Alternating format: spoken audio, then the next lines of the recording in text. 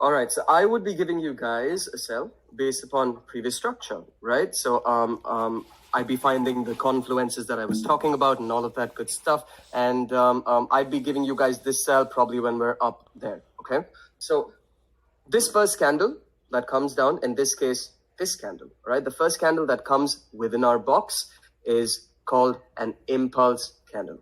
Okay, it's called an impulse because it's impulsively pushing into our box. It may not close, but it's at least attempting to get into our box. All right, so when you see an impulse, this could actually be feeler number one for you right there. Okay, you could get in on a feeler, and in this case, the price went back up. It was a red candle.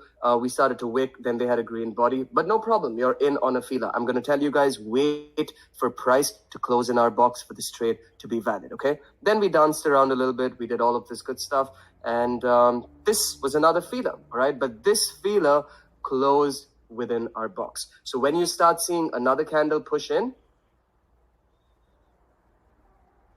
you enter in on another feeler. On the break right here, you want to get in on a feeler on this candle.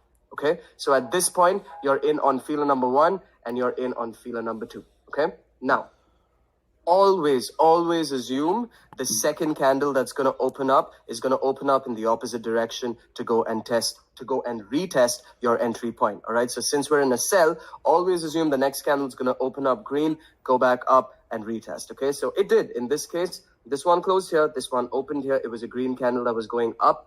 As you can see, based upon that wick, it was going up. And then the second you start seeing this wick rejection, this should be your cue to enter in on another feeler right there. Okay, so at this point, you're in on three feelers.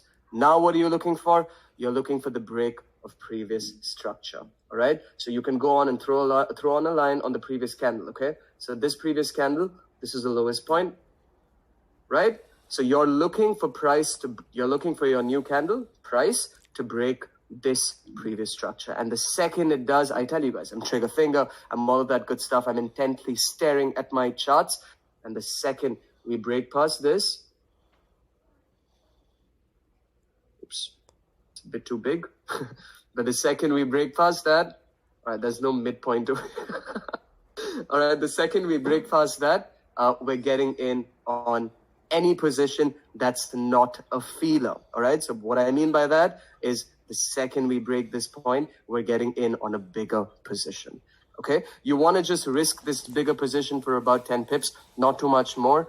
So say if you get in with, hypothetically, you get in with a 1.0, and that's a bigger position based on your account size. You could get 10 pips from here and pull out partials, right? So you could pull out 0.8, you would have just 0.2 still running.